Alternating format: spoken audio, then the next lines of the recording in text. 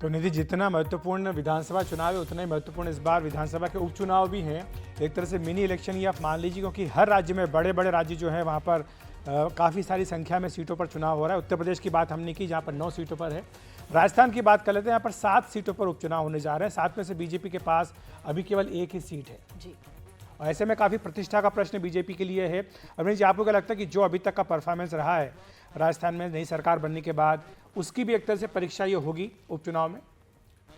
अभी अपने यहाँ उत्तर प्रदेश पे लाइन चल रहा था कि क्या झटकों से उभरेगी बीजेपी। हाँ। तो मुझे लगता है राजस्थान में ये सवाल रिपीट किया जा सकता है, कांग्रेस के लिए भी और बीजेपी के लिए भी किया जा सकता है कि लोकसभा में जो बीजेपी को झटका लगा है उससे क्या वो उभर पाए, क्योंकि बीजेपी विधानसभा के बाद हम सबको लग रहा था कि राजस्थान स्वीप होगा, तो लोकसभा में उनको भी झटका लगा है। तो ये दिलचस्प चुनाव है, बाकी और किसी चीज़ के लिए नहीं, सिर्फ यही। और दूसरा ये कि इसमें कांग्रेस की सीटें ज़्यादा है, तो उनके लोग एमपी बने और ये, तो कांग्रेस के लिए भी अभी कोई उस टेस्ट से वो बाहर नहीं हुए हैं, एक तो ऐसे ही सामान्य ढंग से। लेकिन लोकसभा चुनाव में जो जीत मिली है वो नकली थी, असली थी, उसका भी इस बार हरियाणा का जो सीख है वो कांग्रेस के लिए बहुत महत्वपूर्ण हो जाएगी। संजय, आपसे राजस्थान में क्या ये 7 सीटों में क्या स्थानीय मसले होंगे या जो जातीय समीकरण है वो यहाँ पर ज़्यादा महत्वपूर्ण रोल प्ले करेंगे?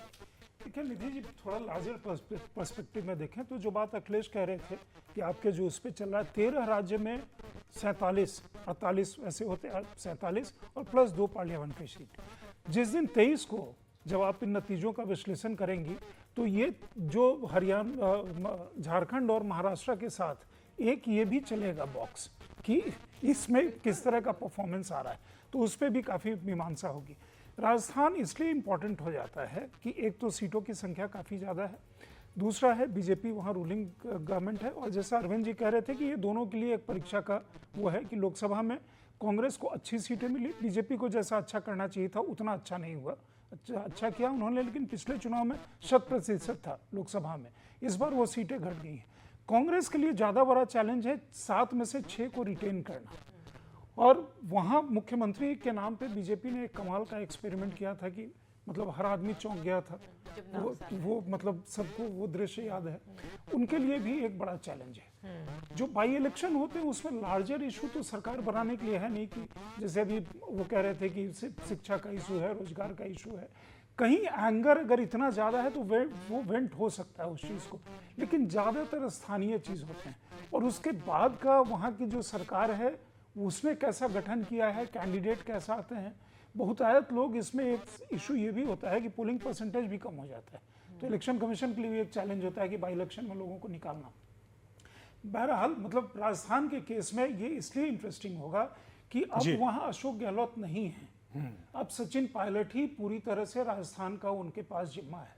तो क्या सचिन पायलट अपने आप में कुछ बता पाते हैं, क्योंकि गहलोत साहब तो महाराष्ट्र में उनकी मतलब वो लग गया है प्रभारी या पर्यवेक्षक, वो कुछ हो गए हैं, तो वहाँ पे वो व्यस्त रहेंगे, तो उनके लिए यह चुनौती होगी। बीजेपी के मुख्यमंत्री के लिए, नए मुख्यमंत्री पहली बार, नए मुख्यमंत्री के लिए मोहर। एक सवाल आपसे, लेकिन एक बाई इलेक्शन जो बहुत इंपॉर्टेंट होगा वो भी वायनाड का, जहाँ पर कि राहुल गांधी ने रिजाइन किया है और प्रियंका का ऐलान हो चुका कि वहाँ से वो कैंडिडेट होंगी कांग्रेस पार्टी की। क्या लगता है आपको, बहुत ही स्मूथ उनके लिए रहेगा या कुछ चैलेंज भी आ सकता है? मेरे ख्याल चैलेंज वहाँ मुख्य रूप से लेफ्ट से आना चाहिए था, लेकिन लेफ्ट सरेंडर किए हुए है और लड़ाई जो पॉलिटिकल लड़नी चाहिए वो बीजेपी लड़ने की कोशिश कर रही है, जिसका अभी वहाँ ग्राउंड नहीं बना है। तो इसलिए मुझे नहीं लगता कि कोई खास चुनौती, और प्रियंका कैंडिडेट है, कोई हल्का कैंडिडेट होता तो उसको शायद और मुश्किल होती, प्रियंका जैसा कैंडिडेट होगा तो ज़्यादा मुश्किल नहीं होनी चाहिए। लेकिन यही देखना मेरे ख्याल दिलचस्प होगा कि लेफ्ट का कैंडिडेट ऊपर आता है, बीजेपी आज आ पाती है लड़ाई में कि नहीं आती है। संजय जी, आप कैसे देखते हैं, अगर भाई बहन दोनों लोकसभा में रहेंगे तो इसको कैसे देखेंगे? क्योंकि अब जो विंटर सेशन आएगा उसमें राहुल गांधी, प्रियंका गांधी दोनों होंगे, तो बाहर भी लोग दोनों को हर समय एक दूसरे के वन वर्सेस अनदर, हालांकि कांग्रेस ऐसा नहीं चाहेगी, लेकिन एक कंपैरिजन वो हमेशा चलता रहेगा।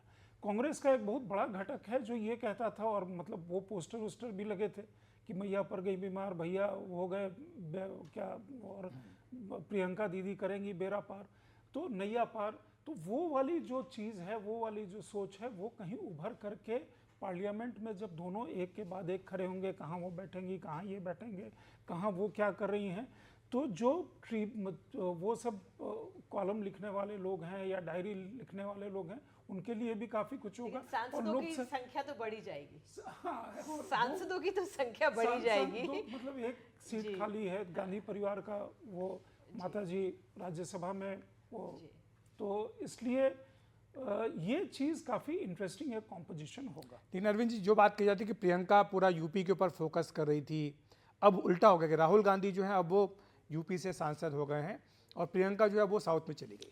तो ये एक बैलेंस बना के कोशिश परिवार के अंदर कि नॉर्थ और साउथ का बैलेंस बना के मेरे ख्याल ऐसा कुछ नहीं है। और दूसरा ये है कि ये बंद मुट्ठी थी तो पता नहीं क्या क्या हो जाएगा, वो मुट्ठी भी खुल गई है और ये अच्छी बात है। और राहुल के लिए मुझे लगता है कि यही पॉजिटिव है कि इतनी पिटाई और इतने हार के बाद भी उनका उत्साह नहीं कम हुआ है और वो इसका कोई बहुत ऐसा बुरा मान के बैठे नहीं।